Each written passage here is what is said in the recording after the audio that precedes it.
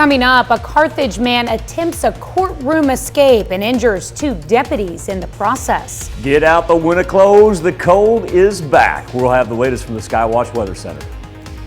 And you may notice a new mural in downtown Pittsburgh, and now the building's owners want you to come up with a great name. The 4 states' most watched news starts now. Good morning and welcome to the KOAM Morning News. It is 5 a.m. I'm Tanya Bach. We'll get to those stories in just a moment. But first, like Michael said, the cold is back. I immediately went Crouching Tiger, Hidden Dragon with that thing. So did I. Is that where you went? And I thought, we could just add in a little Pittsburgh purple dragon behind it and that it would be perfect. That's awesome. All right, Tanya, yeah, the cold is not only back, but we got a couple more hours for the temperatures to continue to drop right now. Look what we've got up to the north where Kansas City is down to 13. Joplin sits at 22 and is eventually going to bottom out, say about 19, 18 degrees. And that's the factor that we were talking about yesterday, that massive wind shift. Now coming in from the north-northeast and gusting up to 20 miles per hour, already dropping to the teens up in the north. Still waiting on the cold front to really take hold down to the south as Miami and Grove still sit at 28 and 29 respectively. And that's also where we find our cloud cover along and south of I-44. Remember, it's a dry air mass, though. We're not going to have any precipitation with it. A little bit of a rebound here, say about 10, 11 o'clock. We begin to work back up around the freezing mark, but that's as good as we get. And remember, this morning, actually not the coldest morning of the week. That will be tomorrow because we're going to drop down. Those wind chills going to be close to 0 degrees. We may even see a negative every now and then tomorrow. Now, our daily highs do get just a little bit better each and every day as we head toward the weekend. So we'll be able to throw up some 40s here from Wednesday through Friday. Low 40s for the most part. But then, Tanya, still setting up for a delightful weekend. We're going to rebound back into the 50s on Saturday and Sunday. All right, well, can't complain about the warm-up for the weekend. I like that. Thanks, Michael. Authorities pronounce an 88-year-old woman from Stella, Missouri dead after a crash near Granby. It happened just before 3:15 on Monday afternoon. The Missouri Highway Patrol says Betty Rowe crossed into the path of a semi on US 60 and was hit. Rowe died at the scene. The driver of the semi was not hurt. A Carthage man receives fresh charges after he tried to escape custody during a court hearing. Authorities say 21-year-old Jacob Jones appeared in a pre-trial conference on Monday for a 2019 charge of tampering with a motor vehicle.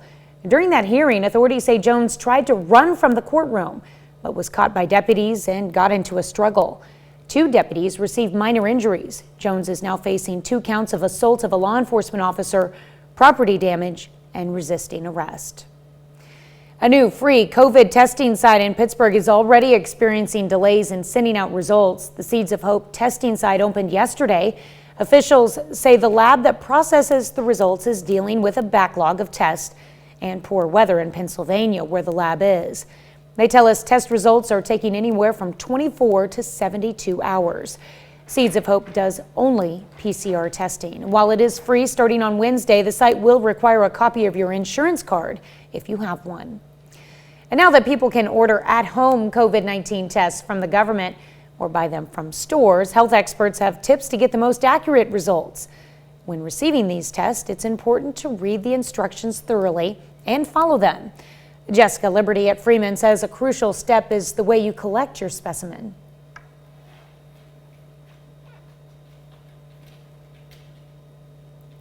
An Oklahoma high school is helping make life a little more comfortable for cancer patients in Joplin.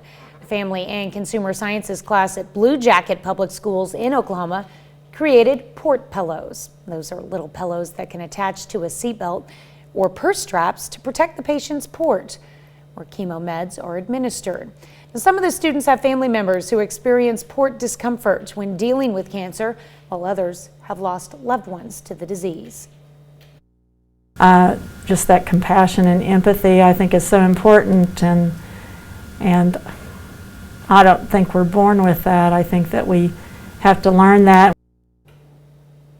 The port pillow donation started last year.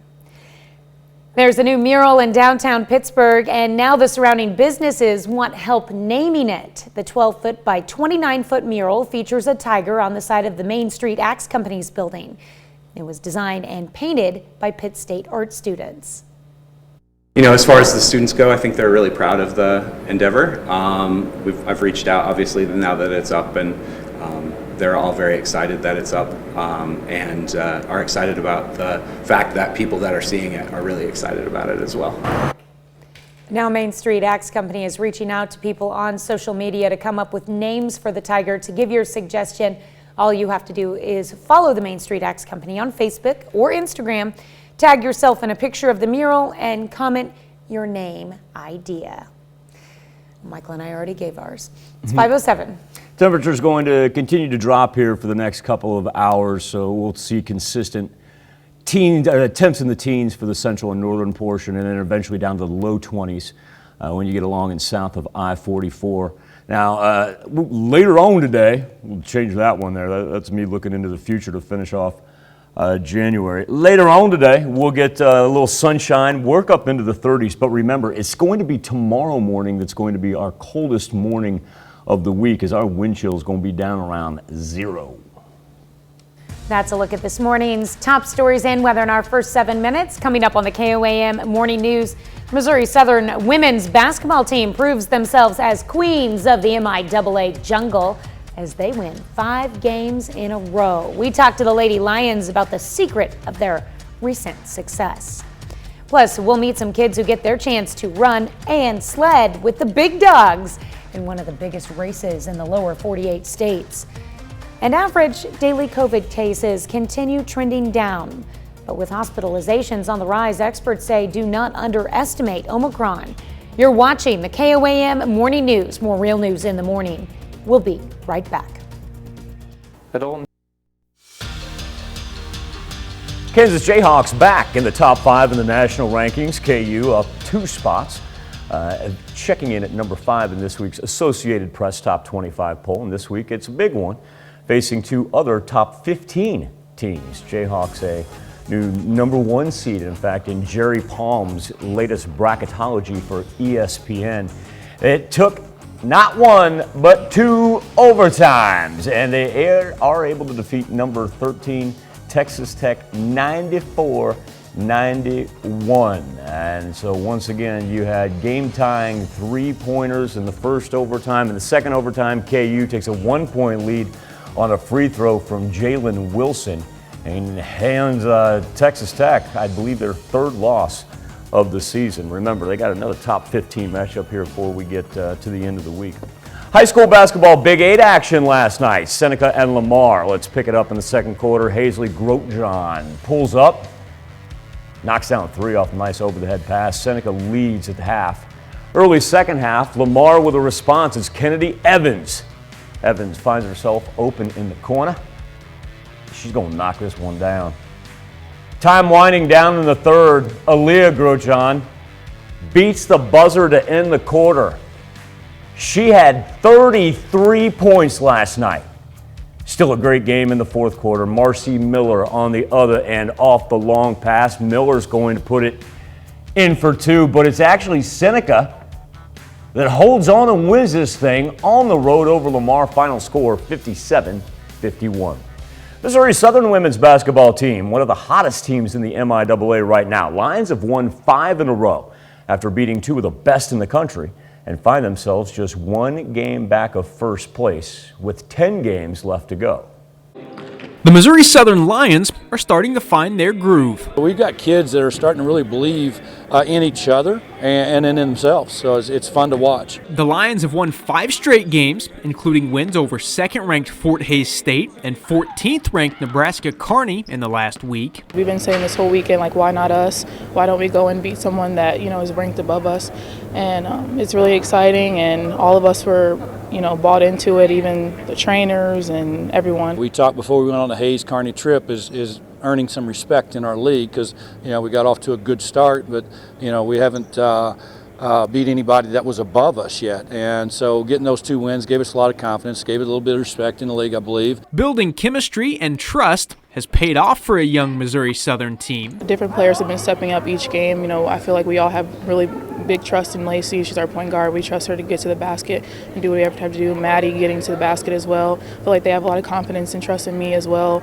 Even if my shots are not falling, they keep telling me to keep shooting, keep attacking. So I think we all trust each other and we all love each other. Lacey can make plays, Maddie in the post, Amaya, Lane can make shots, Brooke can make shots, Caitlin, Cameron. We got different kids that can make plays late in ball games. And while they've taken care of business in the last few weeks, the Lions know it won't matter if they don't finish strong in the final 10 games on their schedule. It's going to be extremely important this week that we do what we need to do. We continue to improve on both ends of the floor and make sure we're taking our next step, that we want to go in the direction that we want to go. We just have to keep going and doing what we're doing. Can't get complacent just because we've been winning. We just got to keep going hard in practice and everything and staying together and keep playing together. Leonard with that story. Missouri Southern back in action Wednesday night hosting Rogers State. Women's game tips at 5:30. Men's game to follow around 7:30.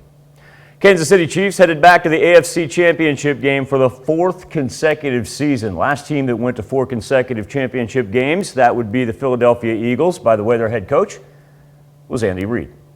Chiefs won an overtime thriller over the Buffalo Bills, 42-36, earning that spot in the conference title game as the Chiefs got the ball first in overtime.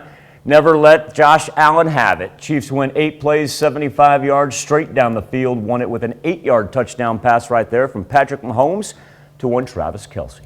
Most impressive part of the night was how the game even got to overtime as the Chiefs down 3 with 13 seconds left, ball at their own 25.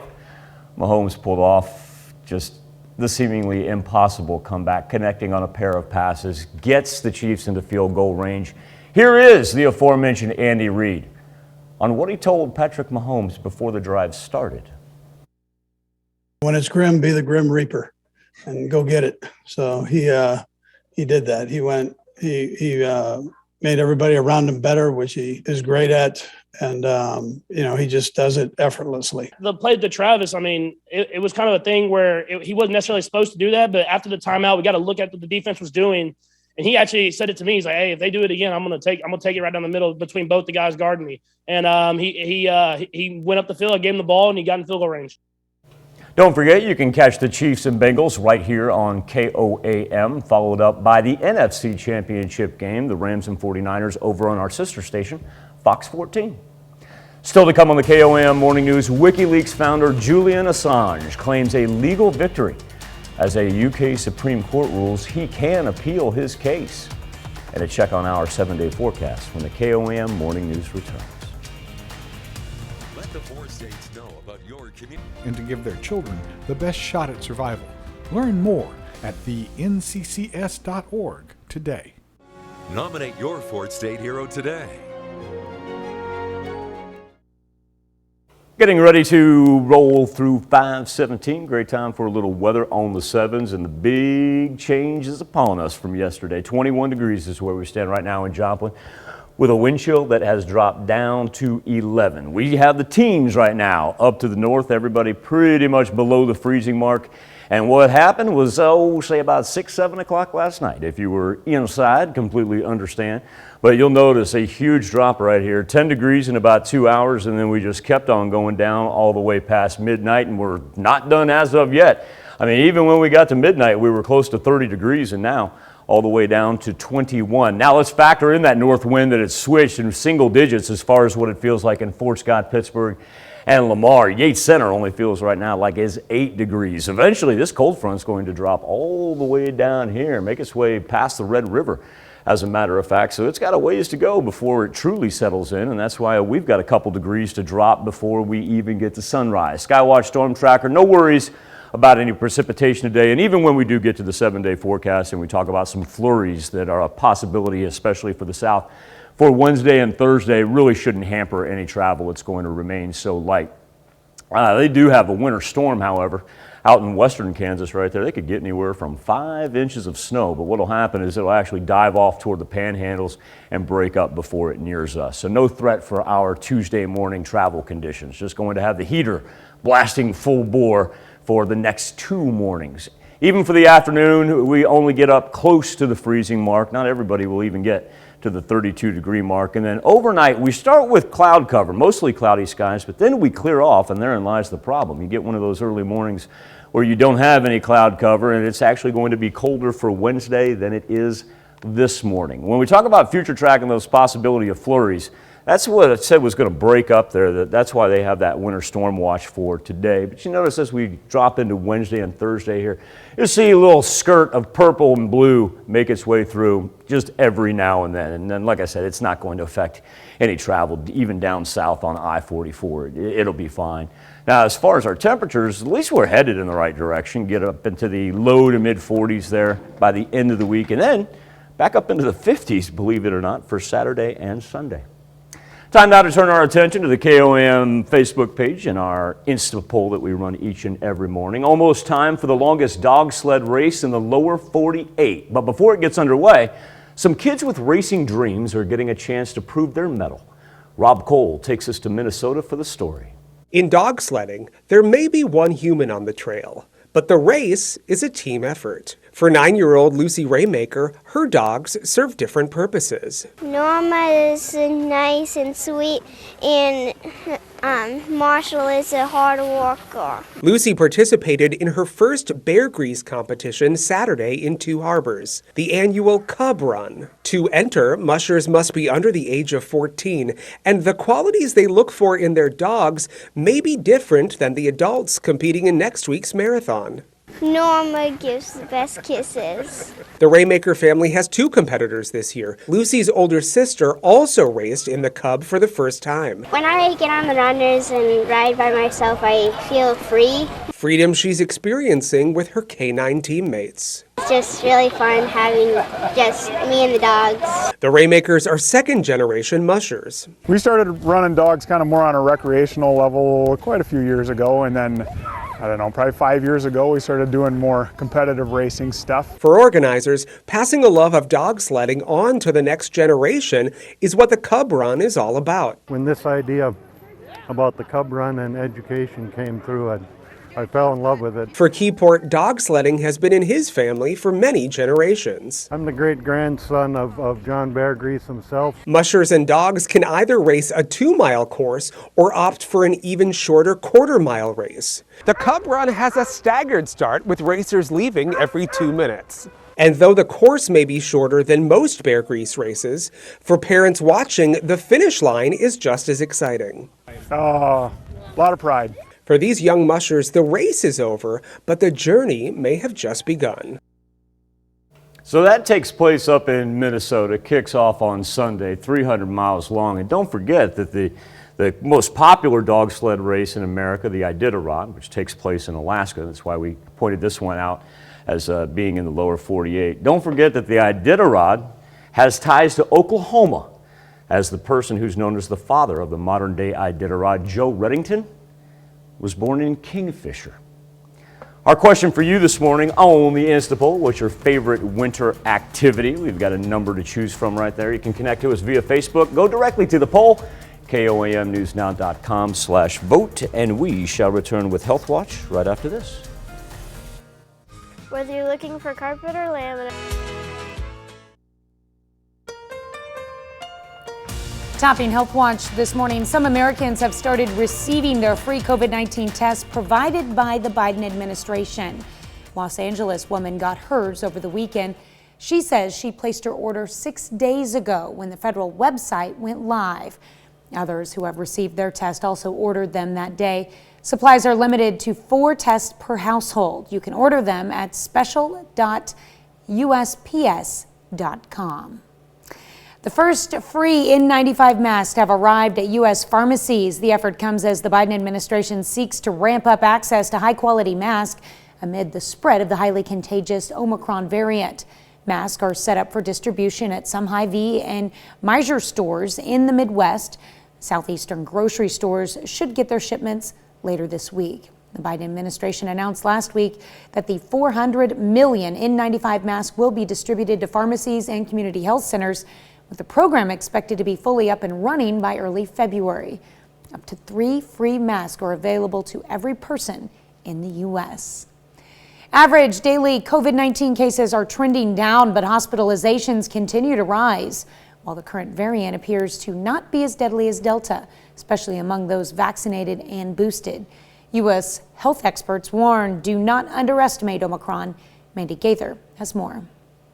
Across the U.S., it's spread like wildfire. The stunning thing about Omicron is how remarkably infectious it is. I've been doing infectious disease control for 30 years, and with the possible exception of measles, it is the most infectious virus I've seen. In less than 2 months, Omicron has packed a punch on the U.S., setting records after accounting for nearly all new COVID cases, pushing Delta into the background. While cases may fall as quickly as they rose, health experts say don't count the variant out just yet. The biggest risk is that the fact that we are all so very tired of COVID will lead to us letting down our guard, and if another variant comes, we won't respond effectively. Former CDC Director Dr. Tom Frieden says for people who are vaccinated and boosted, which is now about a quarter of the U.S. population, COVID-19 caused by Omicron may be similar in severity to the flu in many respects, or they may have no symptoms at all. The concern comes with those who aren't vaccinated. The virus is adapting. As long as we adapt, we can move forward. If we don't adapt to the virus, it's going to continue to get ahead of us because no one, and I want to emphasize this, no one can predict with accuracy what's coming after Omicron. For Health Minute, I'm Mandy Gaither. Frieden says part of being ready for what's next includes vaccinating as many people as possible, wearing masks, especially in crowded indoor settings, and more rapid testing. That's a look at some of today's top health stories. You're watching the KOAM Morning News. Washburn Farm Home near Lamar has. Coming up, a Carthage man attempts a courtroom escape and injures 2 deputies in the process. Wind chills dipping into the single digits. The cold, it is back. We'll have the latest from the Skywatch Weather Center. And you may notice a new mural in downtown Pittsburgh. Now the building's owners want you to come up with a great name. The 4 states' most watched news starts now. Good morning and welcome to the KOAM Morning News. It is 5:30. I'm Tanya Bach. We'll get back to that in just a moment. But first, let's go to Michael Hayslip where the cold has returned. Nobody even at the freezing point this morning. Yesterday, Tanya, we were talking about 44, 45 degrees at this very point in time. Now, the best we can do is 27 down to the south from Miami and Grove. Joplin's at 21, and now we're running 18s in Iola and Nevada. Now that we've had the wind switch, we can talk about the wind chill. What does it feel like when you step outside? How about as low as 7 in Yates Center, 9 right now in Pittsburgh and Lamar, only 10 in both Webb and in Mount Vernon. Now we'll get a little sunshine here this afternoon, but still going to be hard pressed to get to that freezing mark of 32 degrees. And overnight, we're going to run a repeat performance, if not even colder than what we're experiencing right now. Anything that we do see on Wednesday going to be light flurries down to the south. Shouldn't affect any commute by any means. It's just going to be a matter of making sure that you have multiple layers on, because we're going to have anywhere from say about 2 to maybe 6, 7 degrees is what it'll feel like for tomorrow. Now, as we get into the afternoon hours, incrementally things do get better here by the middle of the week. Our afternoon highs creep into the 40s. Our nighttime lows remain in the 20s. And then by the time we get to Saturday and Sunday, this is going to be a thing of the past as we close out January and get ready to open up February with temperatures back in the 50s. Right. Well, authorities pronounce an 88-year-old woman from Stella, Missouri dead after a crash near Granby. It happened just before 3:15 on Monday afternoon. Missouri Highway Patrol says Betty Rowe crossed into the path of a semi on US 60 and was hit. Rowe died at the scene. The driver of the semi was not hurt. A Carthage man receives fresh charges after he tried to escape custody during a court hearing. Authorities say 21-year-old Jacob Jones appeared in a pretrial conference on Monday for a 2019 charge of tampering with a motor vehicle. During that hearing, authorities say Jones tried to run from the courtroom, but was caught by deputies and got into a struggle. 2 deputies received minor injuries. Jones is now facing 2 counts of assault of a law enforcement officer, property damage, and resisting arrest. A new free COVID testing site in Pittsburgh is already experiencing delays in sending out results. The Seeds of Hope testing site opened yesterday. Officials say the lab that processes the results is dealing with a backlog of tests and poor weather in Pennsylvania, where the lab is. They tell us test results are taking anywhere from 24 to 72 hours. Seeds of Hope does only PCR testing.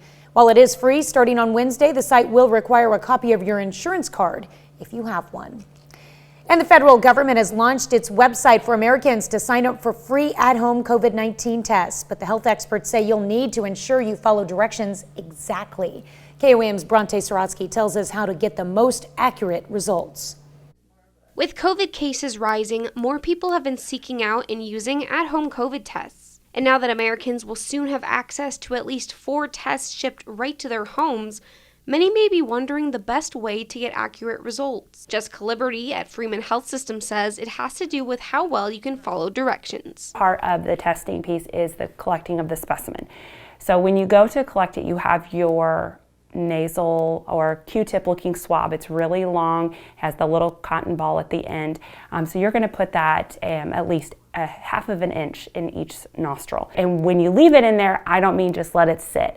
I mean, you want to swish it around, touch all of your nostril hairs. It's going to itch. It's going to be uncomfortable. It's going to make your eyes water. Liberty says the way the specimen is collected is key. So a helpful hint for those that are collecting their own specimen is to stand in front of a mirror.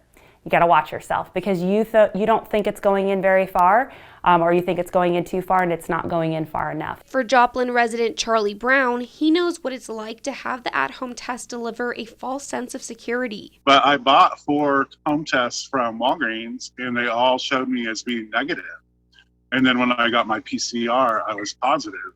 So I was really concerned about that. Brown recently recovered from a COVID infection and says at the time his rapid test was wrong, despite having symptoms when he tested. I just think it's really important that if you are going to do the home test, that you follow it up with a PCR test, just so you're 100% sure. Liberty says she's seen employers share a similar concern. A lot of the times, employers won't accept an at-home test as a valid proof of illness, of COVID illness, so we validate that with our drive-through testing. And if you do exhibit any symptoms, it's still best to just stay home. In Joplin, Bronte Sorotsky, KOAM News. Liberty also says they've seen a lot of respiratory illness going around and says a negative result does not necessarily mean you aren't sick. Well, there's a new mural in downtown Pittsburgh, and now the surrounding businesses want help naming it. The 12-foot by 29-foot mural features a tiger on the side of Main Street Axe Company's building. It was designed and painted by Pitt State art students. You know, as far as the students go, I think they're really proud of the endeavor. I've reached out, obviously, now that it's up, and they're all very excited that it's up and are excited about the fact that people that are seeing it are really excited about it as well. And now Main Street Axe Company is reaching out to people on social media to come up with names for the tiger. To give your suggestion, all you have to do is follow the Main Street Axe Company on Facebook or Instagram, tag yourself in a picture of the mural, and comment your name idea. Here's Michael with a look at your forecast. Well, we're going to talk about winter weather here in just a second because that's exactly what we've got upon us for a Tuesday morning. These are actual temperatures, not wind chills, actual temperatures ranging from about 18 to 27. And we've actually dropped 2 degrees at Joplin since the 5 o'clock hour. So it hasn't settled in fully yet. We've got a couple more degrees to drop and only going to make it into the low 30s. Later on today with north-northwest breeze going to gust up to 20 miles per hour. And then remember, tomorrow is actually colder than today. We're going to feel anywhere from about 0 to 6 tomorrow morning. Still at the same point in time, we do not have any advisories, watches, or warnings with our cold front, but make sure that you and the kiddos have multiple layers on. Of course, this morning, Tanya, we are talking about winter activity. It happens to be the focus of our Something to Talk About in our Instapoll. For 40 years now, the John Bear Grease Sled Dog Marathon takes place on Minnesota's North Shore, features several races, including the longest sled dog marathon in the lower 48, and right in the middle of Minnesota's legendary wintertime. Our question for you this morning is, what is your favorite winter activity? Right now, 86% of you say staying warm, staying indoors. Be one of the options. You know, I kind of thought build a snowman would have a little bit more oomph right now. If the kids were voting, maybe. Good point, good point. You know, sled racing with dogs, bucket list. I know we talked about it a little bit Yeah. ago. Joe Reddington from Kingfisher, Oklahoma. Yeah, I'm going to do it someday. I just haven't had the opportunity yet, and it's going to happen. Yeah, I don't think many people would ever associate the Iditarod with the Sooner State. Why not? All right, thanks, Michael. That's a look at our top news stories. Coming up this half hour in the KOAM Morning News. Yesterday marked the first day of tax season, and experts warn don't wait to get your taxes filed. Plus, tensions escalate in Europe and Asia as both Russia and China make aggressive moves against neighboring states. We'll have the latest. You're watching the KOAM Morning News. More real news in the morning. We'll be right back.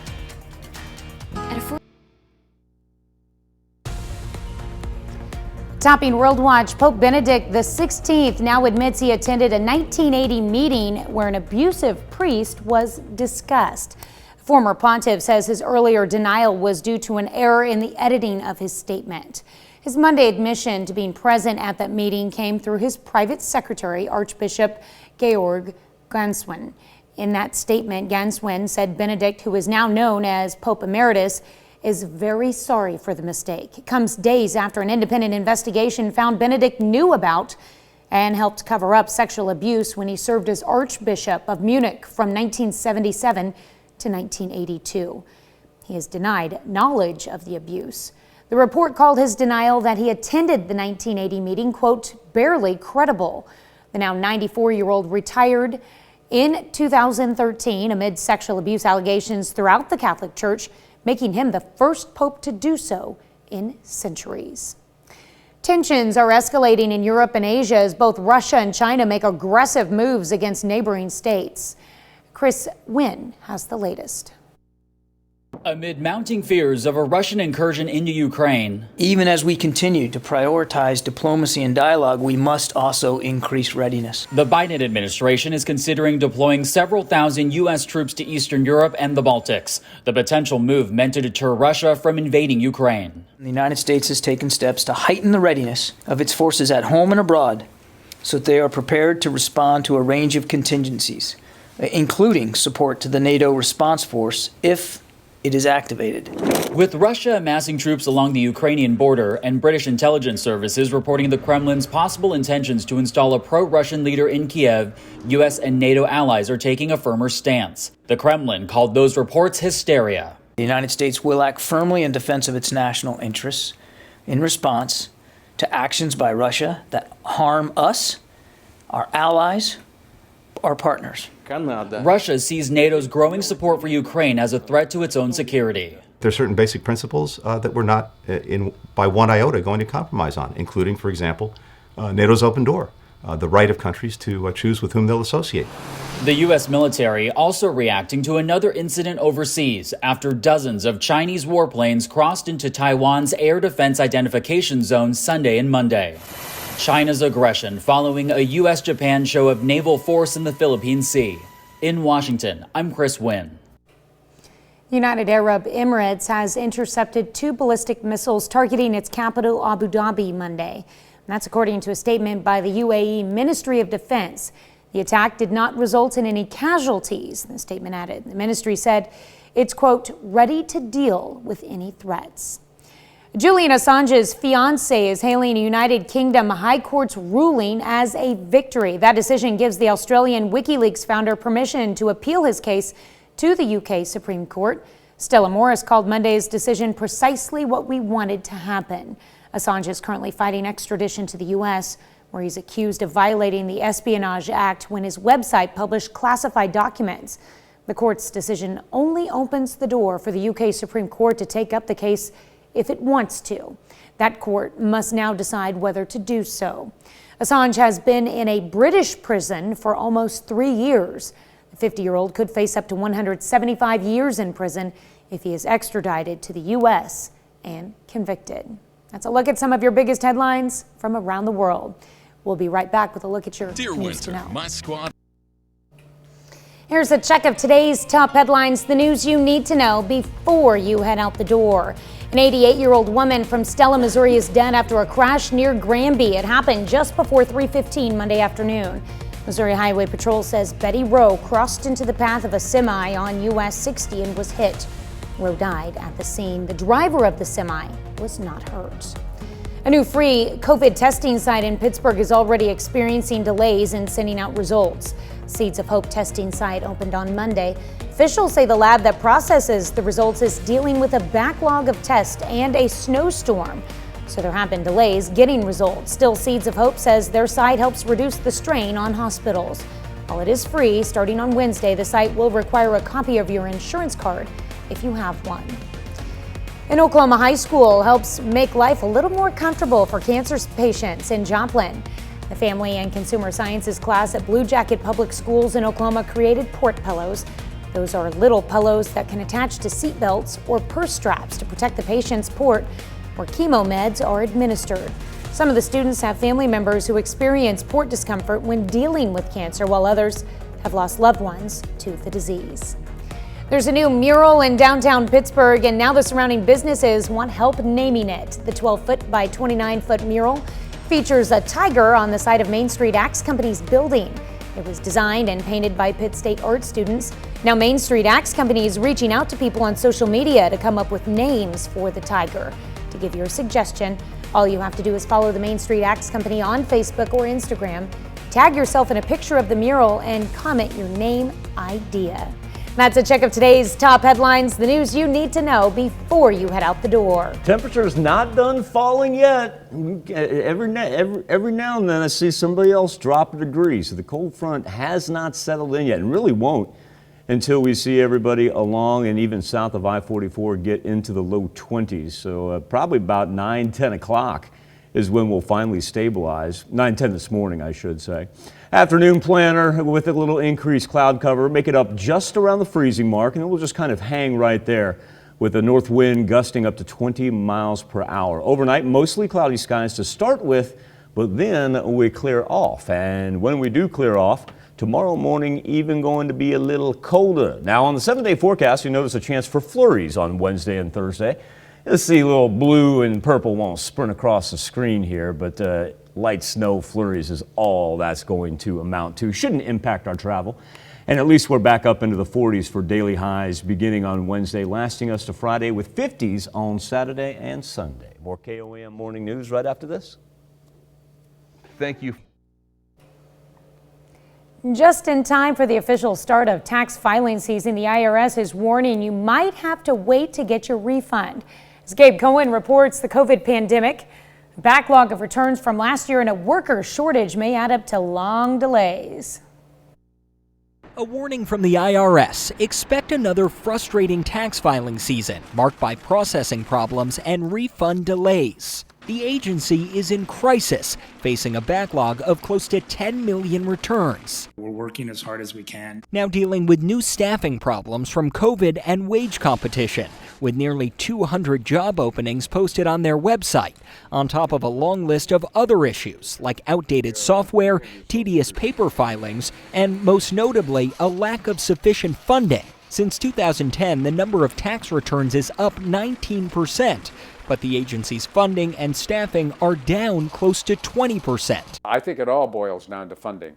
John Koskinen was IRS commissioner under President Obama. If you have to call or you have to respond to a notice from the IRS, that's when the problems begin. Last year, the IRS only answered 11% of customer calls, with many waiting hours to get through.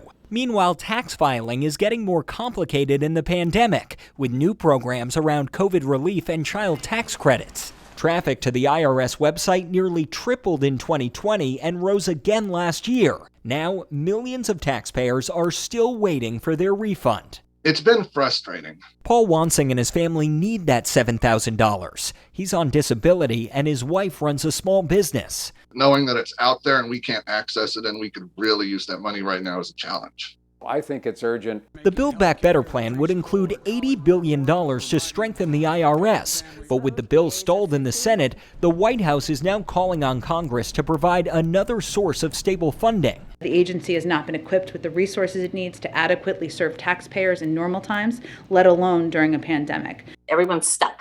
Janice Shee runs a low-income taxpayer clinic in Maryland. They've seen a huge spike in demand. We're trying to help these low-income individuals, but we can't always get answers either from the IRS. It's been really stressful. Jasmine Jones is days away from delivering her third child, and she's been waiting for her $11,000 refund since before she was pregnant. And we have racks and racks of bills just to catch up on. To avoid delays this season, the IRS is urging people to file early and electronically, use direct deposit, collect all documents before starting, and make sure everything's accurate, especially with stimulus payments and the child tax credits, all to avoid a frustrating wait. It makes me think that I won't receive it this year. The deadline for most people to file is set for April 18th. It's not expected to be delayed, even if some refunds might be. We'll have another look at your forecast when we return. 5:57 brings us weather on the 7s on this Tuesday morning, this frigid Tuesday morning. Nobody even close to the freezing mark. Teens up to the north. Now we're seeing the central part of the 4 states drop into the teen area as well. We got a little cloud cover down to the south. We remain on the dry side. They do got a pretty good winter storm working out through western Kansas, but this thing will dive off down to the south, break up before it gets to us. We'll remain dry for today. Just got to try to stay warm somehow, as our wind chills now have dipped as low as 7 degrees. Even this afternoon with a little sunshine, only around the freezing mark. That's kind of where we stall out. And tomorrow, as we get into Wednesday morning, even colder. We're going to have single-digit wind chills. It'll be very consistent for Wednesday, unlike watching the front just settle in today. Coming up here in just a little bit, we'll talk about that chance for flurries on Wednesday and Thursday. Shop food. Coming up, a Carthage man attempts a courtroom escape and injures 2 deputies in the process. Down, down, down we go for our weather trend. The cold front now here. Tomorrow, even colder. We'll have the latest from the Skywatch Weather Center. And you may notice a new mural in downtown Pittsburgh. And now the building's owners want you to come up with a great name. The 4 states' most watched news starts now. Good morning and welcome to the KOAM Morning News. It is 6 a.m. I'm Tanya Buck. We'll get to those stories in a moment. But first, let's go to Michael Hayslip, where the temperatures are just getting colder. And, you know, when we started the 5 o'clock hour time, well, hey, let's go back to yesterday when we were talking about 44, 45 degrees pre-sunrise. When we started the show, we had Joplin sitting at about 25. Well, Joplin now down to 19. So, like I said, like Tanya alluded to, the cold front is not done as of yet. We're going to keep on dropping here for the next couple of hours. Everybody below the freezing point here as we sit at 1 minute past the top of the hour. It really started late yesterday evening, and just look at it stair step down. We were already up to 61 degrees at Joplin Regional Airport on Monday. And now we look at our Tuesday almanac for January the 25th. We started midnight right there at 33 degrees, and that's about as high as we're going to see for today. We're not going to challenge that average high. It would be about 45. Let's talk about our wind chill, because we knew yesterday that as soon as that wind shifted, that was going to be the big difference. And now we're sitting single digits anywhere from the north to the central portion, hanging on to double digits there in Webb, Carthage, and Mount Vernon. So make sure the kids have multiple layers on today. We'll start with some sunshine before the clouds work in. Only make it really around the 30-degree mark, though. And we've been talking a little bit about these flurries that we have a chance to see. And it'll really be Wednesday into Thursday. And you'll notice that's that winter storm that we were talking about out to the west. Ours just kind of want to jot right through the south. Anything that we see, flurries, maybe even technically some light snow, but really shouldn't have any travel impacts because it'll be in and out, not going to stick around long enough to accumulate. But remember, overnight into Wednesday morning, that's when we're going to have consistent single-digit wind chills. But then our daily highs are back up into the 40s. We'll forget about this by Saturday and Sunday because we'll be up into the 50s again. Can't complain about that. One 88-year-old woman from Stella, Missouri is dead after a crash near Granby. It happened just before 3:15 Monday afternoon. Missouri Highway Patrol says Betty Rowe crossed into the path of a semi on US 60 and was hit. Rowe died at the scene. The driver of the semi was not hurt. A Carthage man is facing new charges after he tried to escape custody during a court hearing. Authorities say 21-year-old Jacob Jones appeared in a pre-trial conference on Monday for a 2019 charge of tampering with a motor vehicle. During that hearing, authorities say Jones tried to run from the courtroom but was caught by deputies and got into a struggle. 2 deputies received minor injuries. Jones is now facing 2 counts of assault of a law enforcement officer, property damage, and resisting arrest. The newest local COVID testing site, a new free COVID testing site in Pittsburgh, is already experiencing delays in sending out results. Seeds of Hope testing site opened yesterday, and officials say that lab processes the results is dealing with a backlog of tests and a snowstorm. So there have been delays getting the results. Still, Seeds of Hope says their site helps reduce the strain on hospitals. Trying to help alleviate the spread of infection. So instead of going into the hospital, you're more than welcome to come here, stay in your car, and we could test you, so where then others aren't getting infected if you feel that you might be infected with COVID. Seeds of Hope does only PCR testing, and while it is free starting on Wednesday, the site will require a copy of your insurance card if you have one.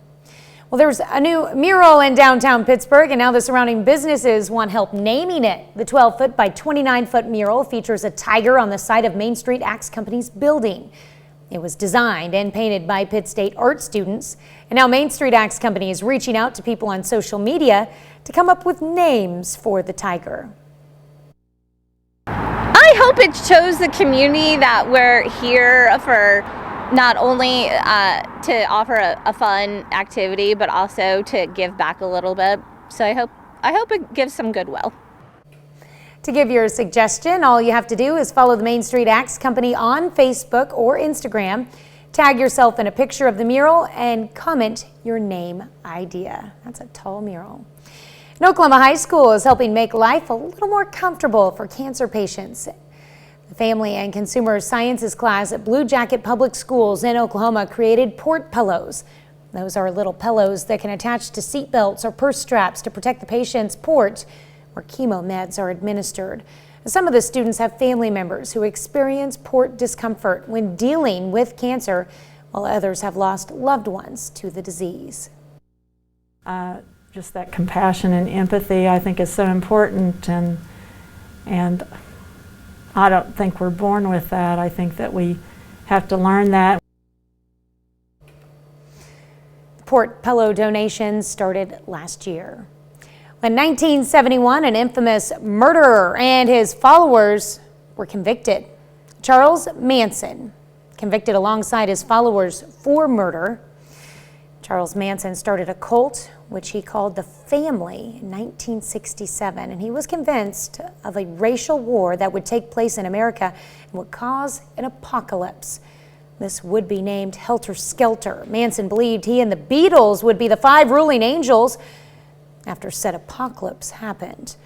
The most famous murders that happened under Manson were the 1969 murder of actress Sharon Tate and 4 others, including the heiress to the Folger Company and the LA Bianca murders. They were found guilty and sentenced to death, but California abolished the death penalty, and their sentences were reduced to life in prison, where Manson died in 2017. If I remember right, I want to say it was last year. COVID time, you know, everything seems to run together. I think Leslie Van Houten was just up for parole a couple months ago. Wow. Yeah. Governor Newsom, he denied it. She's been up for parole seemingly like 10 times. I like this day in history. Not this specific, I like this segment of this day in history. Learning the history, remembering. Yes, yes. All right, 7-day forecast is going to feed us temperatures today. That 35, that's going to be the max. I think it's mainly going to be in between about, say, 32, 33. And then remember, tomorrow morning is actually going to be colder than this morning. So if you take all those layers once you get home this afternoon / evening and just put them aside, because you're going to need them once again for Wednesday. At least after that, we do get gradually better. And still looking at a great weekend. I'm talking 50s there on Saturday and Sunday. All right, here's a look at this morning's top stories and weather in our first 7 minutes. Coming up on the KOAM Morning News, the Btk Humane Society stops by with a furry friend to help you make a pet connection. We're also going to find out what's going on at the shelter this week. Plus, winter activities are fun, but they can cause some serious injuries. Stay with us. We'll have tips on how to keep your family safe from accidents. And the committee has looked through the files from the Trump administration. We'll have what this committee is saying they contain. You're watching the KOAM Morning News. More real news in the morning. We'll be right back.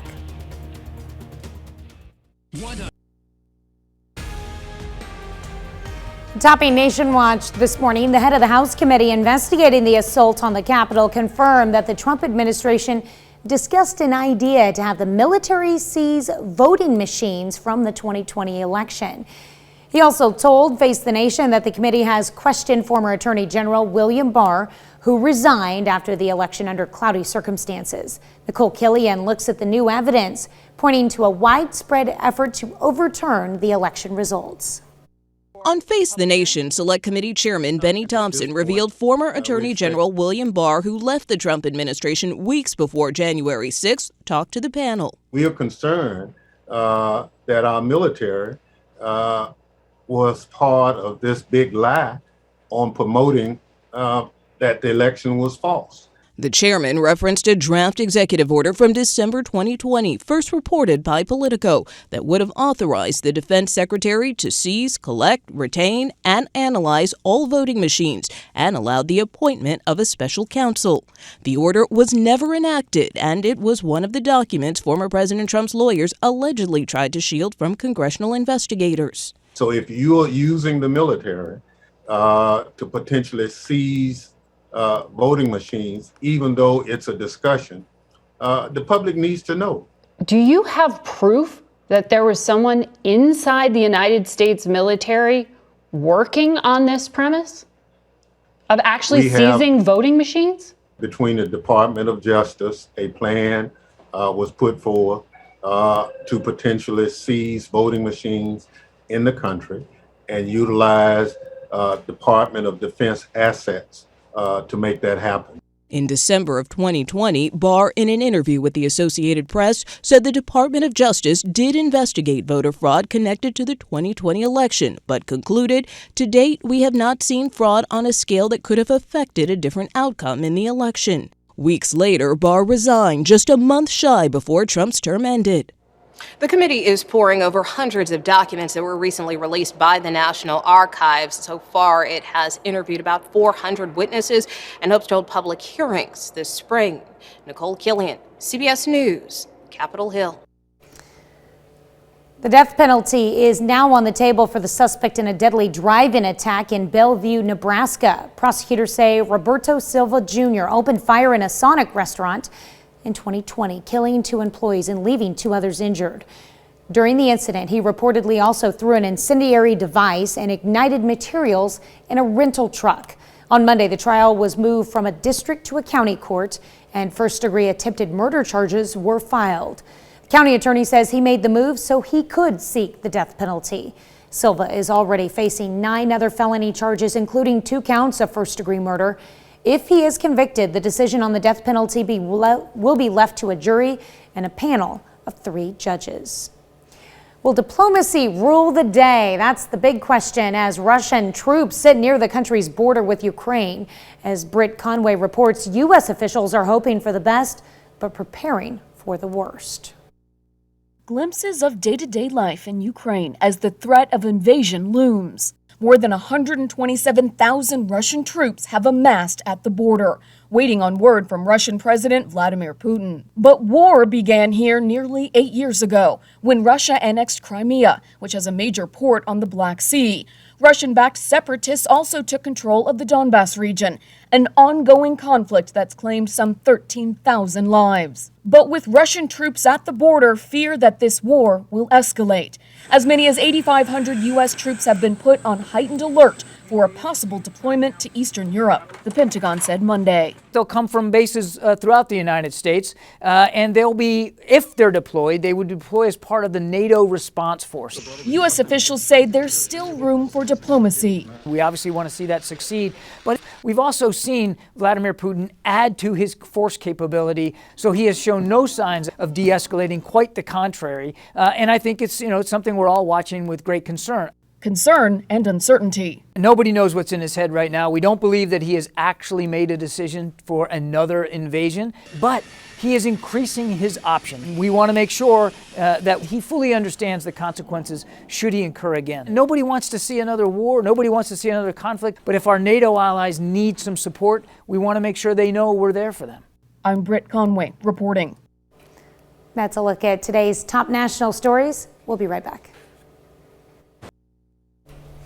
Welcome back. Joining us this morning, Jasmine Kyle from the Btk Humane Society with one of the cutest little puppies you'll ever meet. This is Mabel. Yeah, good morning. So this is Mabel, and as you can see, she is the sweetest, most cutest, calmest puppy that we have had in a very, very long time. So Mabel and her brother Sarge, about a month ago, were found outside of our facility, taped up in a box, unfortunately. Upon getting the kids out, we soon realized that they couldn't walk. They had swimmer syndrome. So swimmer syndrome is an uncommon developmental deformity that can happen in puppies from time to time, where basically their hind limbs will become splayed out, right? So the only way that you can treat that is by taping legs up, putting them in a harness, or lots of physical therapy, which is what our staff have been doing. And about a week and a half ago, when we had that first snowfall here in Pittsburgh, we took the kids out to experience snow for the first time. And lo and behold, they just started walking and running and then jumping. So we have been monitoring them, and they are officially available for foster to adopt right now with our organization. So how old are they at this point? Yeah, they're almost 3 months of age. So with them going into foster to adopt care, we have to follow Kansas Department state guidelines. So any fosters that are interested in adopting from us have to live within 30 miles of the shelter, just in case there's an emergency, have to live in the state of Kansas, and be 18 years of age. And you don't have to come out to our shelter to fill out that form. It's on our website, the btkhumanesociety.com, just on your application list that you're interested in Mabel or Sarge or both of them, just so we can keep our eyes out. But It'd be great if we could keep them together. Speaking of siblings getting adopted together, you have great news from our dogs that the dog you brought on last time. Yeah, so Mason, that big old Great Dane, our sweet big boy, him and his brother Dixon got adopted together into a home, which is huge for Great Danes because they take up so much room. So that was a truly magical moment for our shelter to see the boys go home together once again. That is awesome. Yeah. That is awesome. Okay, so we have a big event coming up on Super Bowl Sunday. Yeah. It's something you guys do every year. Yep. Don't really have time to get into all the details for it, but we can give a little teaser for it, and then we'll come back and talk about it later on. Yeah, so it is our largest fundraiser that our organization does every year. It is the 45th annual chili dinner event. 500 pounds alone of chili we make from scratch. 350 pounds of that is meat alone. It is a whole day of cooking. A lot of volunteers come in for this event, and we need the hands right now. We're gearing up. Okay, so mark your calendars. This is going to be coming up on Super Bowl Sunday. They'll take care of the cooking for you, so you don't have to for your big event. But in order to find out more about it, you're going to switch on over with us on Fox 14, and we'll have all the details about when and where and how you can help out with the event when we have you back. Sounds good. All right, and of course we'll have Mabel again. Yeah. We'll be right back.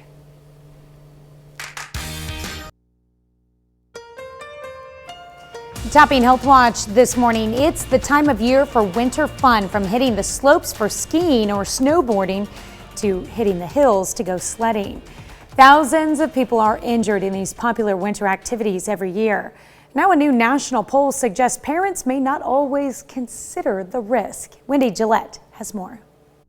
20-year-old Bailey Knight's life changed in an instant 11 years ago. She was sledding on a hill and slammed into a pole. I was terrified. I tried to open my eyes to look around. It was hard to see her because her nose was completely crushed. 9-year-old Bailey suffered a crushed nose, fractured cheekbones, eye orbit fractures, a skull fracture, and tears in the lining of her brain. She required a nearly 19-hour surgery at CS Mott Children's Hospital. If I could help a parent not to have to go through what I have gone through, check your surroundings before you sled. A new poll suggests parents may not consider the risks of common winter activities. Only 75% said their child wears a helmet skiing or snowboarding. For sledding, 31% said their child wears a helmet always or sometimes. Wearing a helmet when sledding really isn't the norm yet, even though there are some experts that recommend helmets. The poll also found parents were less likely to talk to children about sledding safety compared to other activities. Making sure the hill doesn't end abruptly in the street, because you need that runoff area to be able to slow down. Kids need to be taught and then reminded multiple times about how we do this safely. Bailey had 5 surgeries in 6 years. She suffers with migraines and PTSD from the accident. I think it is good to hear other people talk about it because you just don't think that it will ever happen to you. I'm just so proud of her and where she's come. They hope sharing their story helps other families stay safe. Wendy Gillette, CBS News. Researchers remind that very young children need to be supervised by an adult at all times during winter sports activities. The American Heart Association finds men who worry more may develop heart disease, stroke, and type 2 diabetes risk factors at younger ages. The analysis followed about 1,500 men over 40 years, tracking both their health and tendencies to interpret situations as stressful. Researchers found risk factors started to rise for men who regularly feel overwhelmed, beginning in their early 30s. Well, people with dementia who see the same primary doctor over the course of a year have lower rates of health complications and fewer emergency room visits, and that's according to a UK study. Researchers say those same patients are given fewer medicines and their doctors are less likely to prescribe drugs that can cause problems like incontinence, drowsiness, and falls. They're also 35% less likely to develop delirium, a state of confusion commonly experienced in dementia. Among U.S. veterans who left service in 2016, the proportion who report good health and well-being decreased rather than increased during the following 3 years. That's according to a study from the University of Boston School of Medicine.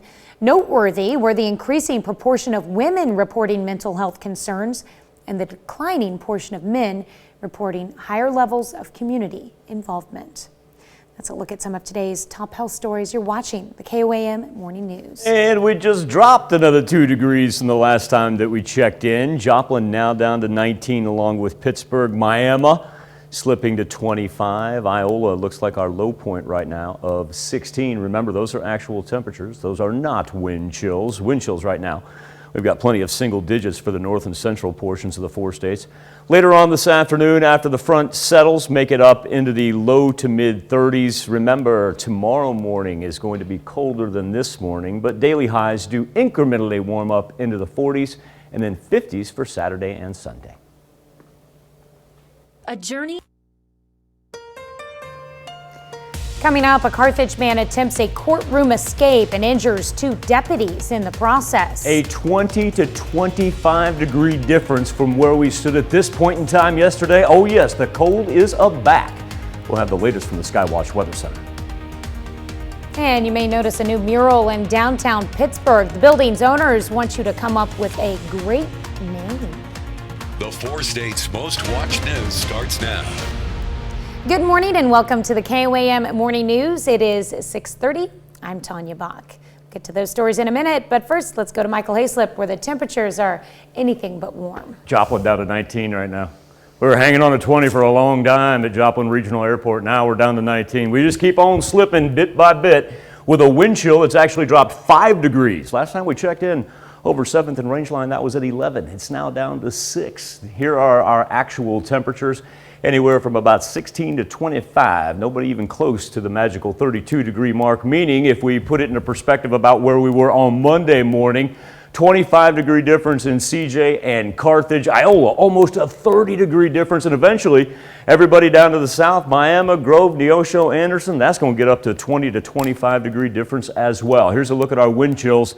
Single digits for the central and north, and just barely holding on to double digits even along and south of I-44 as the cold front will eventually drop all the way south of the Red River. It'll be rather impressive. Our cloud cover down to the south, beginning to peel off through northwest Arkansas. We're going to be dry for today. This snow that actually gave them a winter weather warning out to the west, and almost central portion of Kansas is going to dive down south and break up.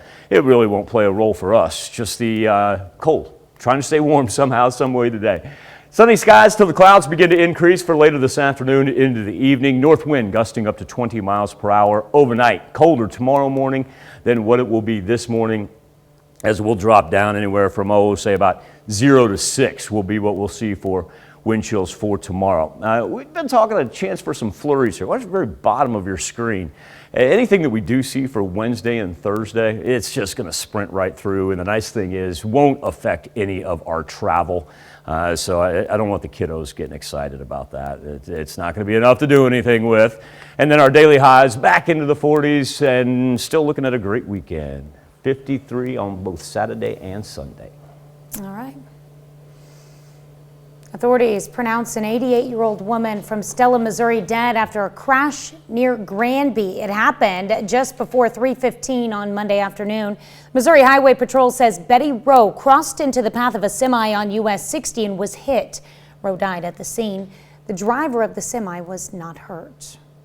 Carthage man receives fresh charges after he tried to escape custody during a court hearing. Authorities say 21-year-old Jacob Jones appeared in a pretrial conference on Monday for a 2019 charge of tampering with a motor vehicle. During that hearing, authorities say Jones tried to run from the courtroom but was caught by deputies and got into a struggle. 2 deputies received minor injuries. Jones is now facing 2 counts of assault of a law enforcement officer, property damage, and resisting arrest. There's a new mural in downtown Pittsburgh, and now the surrounding businesses want your help naming it. The 12-foot by 29-foot mural features a tiger on the side of the Main Street Axe Company's building. It was designed and painted by Pitt State art students. You know, as far as the students go, I think they're really proud of the endeavor. I've reached out, obviously, now that it's up, and they're all very excited that it's up, and are excited about the fact that people that are seeing it are really excited about it as well. And now Main Street Axe Company is reaching out to people on social media to come up with names for the tiger. To give your suggestion, all you have to do is follow the Main Street Axe Company on Facebook or Instagram, tag yourself in a picture of the mural, and comment your name idea. St. Louis firefighters are using the freezing temperatures to serve as training grounds for icy water rescues. Julia Avery shows us how hard this task can be. These cold St. Louis days have set up the perfect training conditions for the St. Louis Fire Department's Marine Rescue Task Force. We try to do it every year. This is the first time we've done it in a couple of years because last year we didn't have ice long enough to get around to it. The Benton Park Pond is shallow enough to keep the training safe and has ice thick enough to hold the firefighters. Right now we're just barely above 2 inches, and that's what we usually try to require before we'll put guys out there and do a little training. But I couldn't just sit back and let the guys get all the training. After all, the suits are one size fits most. So the plan is for me to slide out across the ice using these picks to pull myself out there into that hole where those firefighters are out there. They're going to show me how to rescue myself and show me how to rescue someone else. Let's go. Go. Now pull with your arm. Really, how hard could it be? Kick your legs. Well, very hard, which is why they recommend stopping and waiting for help if you ever fall through the ice and can't get back out. Best thing to do is keep your head above the surface of the ice, get to the edge of the ice, get your arms up on the ice, and support yourself. Try to get yourself out, but if you can't do that within the first couple of minutes, stop doing that and wasting energy. We will come and get you as quickly as we possibly can. And today they are making sure they are ready when that call comes. Way to go, Julia. That was Julia Avery reporting. Well, today, back in 2005, Wichita, Kansas's most famous serial killer just couldn't stay quiet. Wichita television station received a postcard from the infamous Btk Killer that led police to discover a post-Toasties cereal box that had been altered to contain the letters BTK. This was one of the first in a long line of communications sent by the killer, who terrorized Wichita for over 30 years. Btk Killer brutally murdered 10 people and taunted law enforcement and local media in the process. A month later, Dennis Rader was arrested and confessed to being the Btk Killer. He received 10 consecutive life sentences in August of 2005 because he was ineligible for the death penalty, as it did not exist in Kansas during his crime spree. Feels like our Today in History segments for this January 25th with a little bit of a theme. Yeah, a deadly theme. A little bit. Cereal. A little bit. All right, Tanya, our temperatures right now anywhere from about 16 to 25, almost a 30-degree difference from what we had on Monday morning. Lock in for a cold one today. Make sure the kids are layered up because we'll only just kind of hover around the freezing mark, if you will. Does get a little bit better, but yeah, a little shot for flurries there, maybe even for the southern counties Wednesday and Thursday. Nice thing is it'll be quick and should not affect any of our morning travel. That's a look at our top news stories coming up this half hour in the KOAM Morning News. Are you buying a home in 2022 or thinking about buying one? We'll have what real estate experts are saying to look out for on the home market in 2022. Plus, winter weather may be fickle here in the 4 states, but that doesn't mean you don't have to stop doing your favorite wintertime activities. Today on our Something to Talk About, we want to know, what's your favorite winter activity? We let you weigh in. We'll be right back. Hear it. In Consumer Watch this morning, first-time home buyers are hoping they'll have better luck in 2022 after record low inventory and soaring demand left many outbid and sidelined last year. Real estate market is still red hot. New data out this month shows that will likely continue. Closer look at the 3 trends experts are predicting for this year. When it comes to the real estate market, realtors say 2022 is shaping up to be another competitive year. When the springtime comes, we're going to see a bloodbath. Everyone is going to be looking to buy a home. The median home price is nearly $350,000, up almost 17% from 2020, according to the National Association of Realtors. And the 30-year fixed-rate loan is at 3.56%, back up to pre-pandemic levels. So, does this mean the American dream of owning a home is even more out of reach this year? Definitely a stressful and a fun time. I think kind of all bundled up into one. I mean, it's a big life decision. Here are 3 trends buyers can expect this year. Number 1, home prices will go up. The good news is they won't climb as fast as last year. Number 2, mortgage rates will also rise. In just the last month, we've seen mortgage rates jump half a point. Rates are rising because the Federal Reserve has said it plans to raise interest rates. I have a couple folks who were considering purchasing 6 months ago or 9 months ago who maybe are kicking themselves a little bit now since they didn't capitalize on the even lower interest rates. And 3, inventory will grow. Experts project more homes could become available, but the number of buyers will also grow, and that means homes will continue to sell very fast. I think when there's such limited supply and so many people that want to buy a house, even if interest rates go up, it's not going to affect home affordability. For today's Consumer Watch, I'm Jen Sullivan. For the home buyers still in the market right now, realtors give 2 tips. 1, try to get a pre-qualified for a loan now so that if you see a home that you like, you can jump on it. And 2, try to lock in a low mortgage rate now. Some brokers, mortgage rate brokers, will let you lock in a rate for about 60 days. So that way you're getting today's price versus the mortgage rates that are going to be rising throughout the year. It was a wild ride on Wall Street Monday. The Dow ultimately gained 99 points after being down more than 1,000. NASDAQ added 86. S&P 500 rose 12.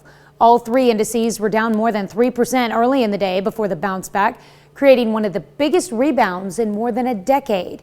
Investors remain concerned over the Federal Reserve's plans to raise interest rates and the building tensions between Russia and Ukraine. Well, giving low-income families unconditional cash payments helps increase brain activity in babies. That's according to a new study from the Proceedings of the National Academies of Sciences.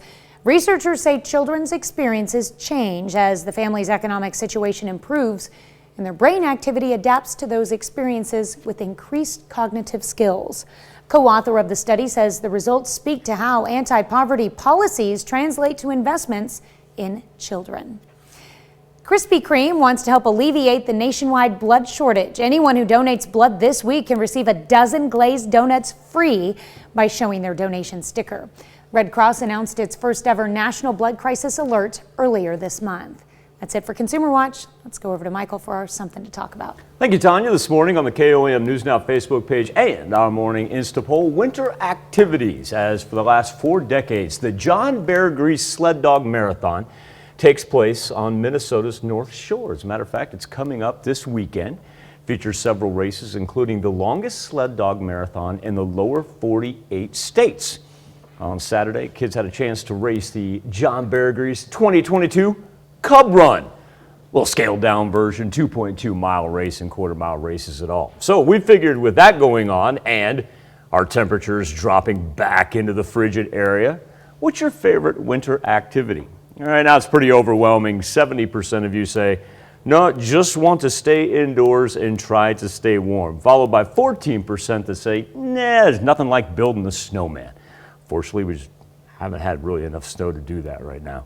All right, you can always take part each and every morning. There's the address that'll take you right to the poll, KOAMnewsnow.com/vote. Connect to us via our Facebook page, or if you've got your phone handy, all you have to do is snap a picture of that QR code right there. It will deliver you to the Instapoll. So if you got your phone, just open up your camera and take a shot of that. And like I said, each and every morning, it will take you to our Something to Talk About. We'll be back and celebrate birthdays and anniversaries right after this. But first, a trip to the Big Apple to check in with Nate.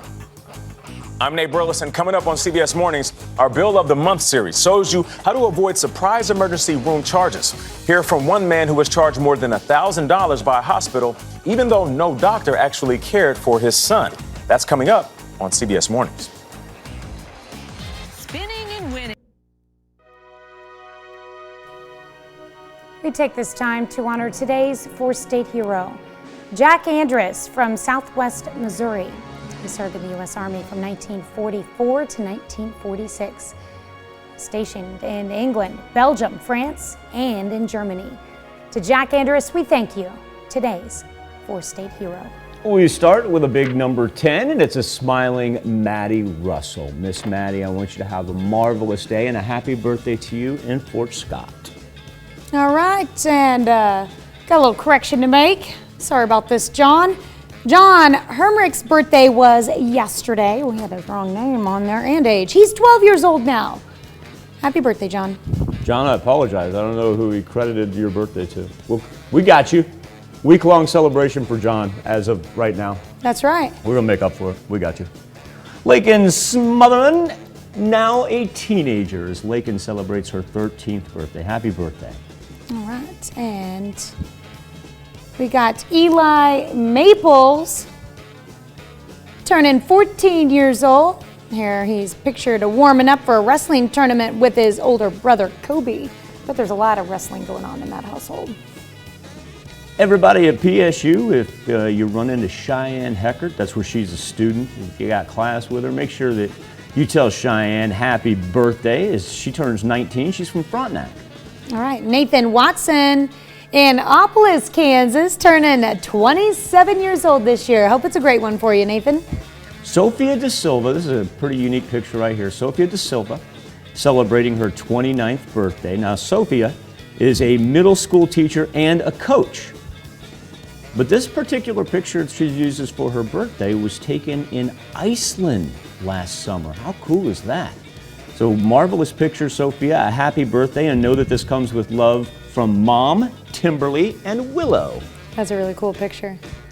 Yep, bet there's great stories to go along with that. And let's see, we've got Megan and Anna celebrating their 39th birthday. There's Megan Baker in Oswego and her twin, Anna Goody, Okay, so let me tell you, I gotta tell you a quick story. I gotta tell everybody a quick story about this. So I'm good friends with Anna. And I just haven't had the opportunity to meet Megan that much. But I'm shopping one day and I run into Megan. But look at that picture. If you see him across a store, you're not gonna know the difference. And so I'm waving and I'm going on and I'm like, oh my gosh, I have done something to infuriate Anna because she is not giving me the time of day. She won't even wave back to me. What have I done to make the Goody family mad? I love the Goody family. Come to find out it was Megan that I was waving at and making a fool of myself. Yeah. Happy birthday, Megan and Anna. Something tells me they get that a lot there. Steve Shadden, he's celebrating his 61st birthday. Steve, a very happy birthday in Elsmore. All right, and Carol Garicki celebrating birthday number 63 this year. Carol is in Chanute. Mark Newbern has a 65th birthday. And Mark, I want you to note these birthday wishes come with love from Shelley and Kendra Phillips, finishing our birthday list off. Miss Kendra, a very happy birthday to you in Miami.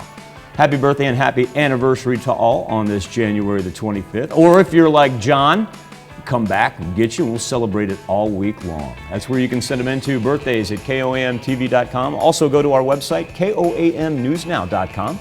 Here's Tanya Bach with a very important birthday announcement. That's right, you can be a part of the KOAM Birthday Club by going to our website and signing up. And once you do, you'll get special deals from local businesses. Go to KOAMNewsNow.com and sign up for the KOAM Birthday Club today. All right, if you're a parent or a grandparent, you know it's hard to keep an eye on them all the time, right?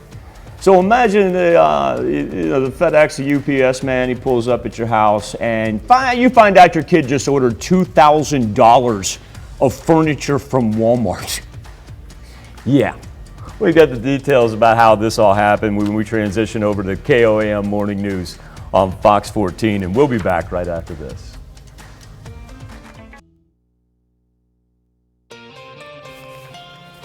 Here's a check of today's top headlines, the news you need to know before you head out the door. An 88-year-old woman from Stella, Missouri is dead after a crash near Granby. It happened just before 3:15 Monday afternoon. Missouri Highway Patrol says Betty Rowe crossed into the path of a semi on US 60 and was hit. Rowe died at the scene. The driver of the semi was not hurt. A new free COVID testing site in Pittsburgh is already experiencing delays in sending out results. Seeds of Hope testing site opened on Monday. Officials say the lab that processes the results is dealing with a backlog of tests and a snowstorm. So there have been delays getting results. Still, Seeds of Hope says their site helps reduce the strain on hospitals. While it is free, starting on Wednesday, the site will require a copy of your insurance card if you have one. An Oklahoma high school is helping make life a little more comfortable for cancer patients in Joplin. The Family and Consumer Sciences class at Blue Jacket Public Schools in Oklahoma created port pillows. Those are little pillows that can attach to seat belts or purse straps to protect the patient's port where chemo meds are administered.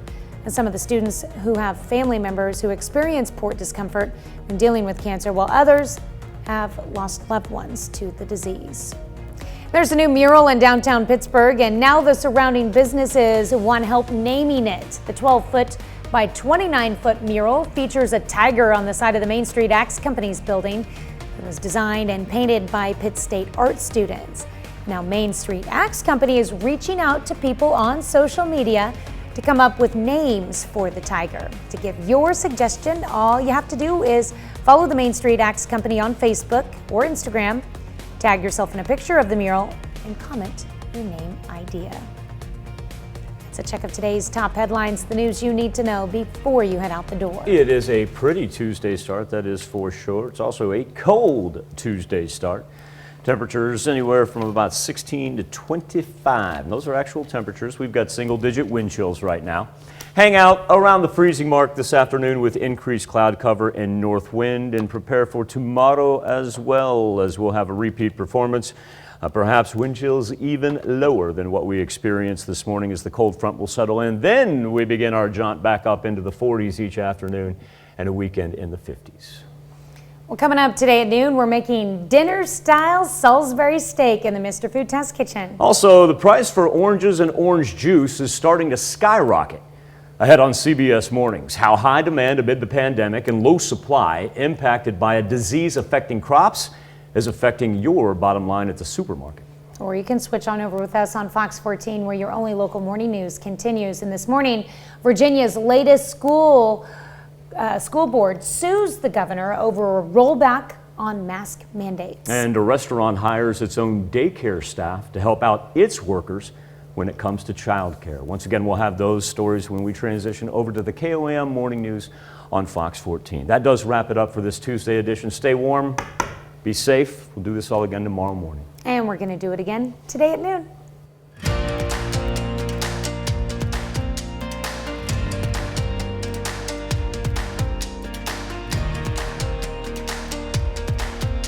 Today's Pledge of Allegiance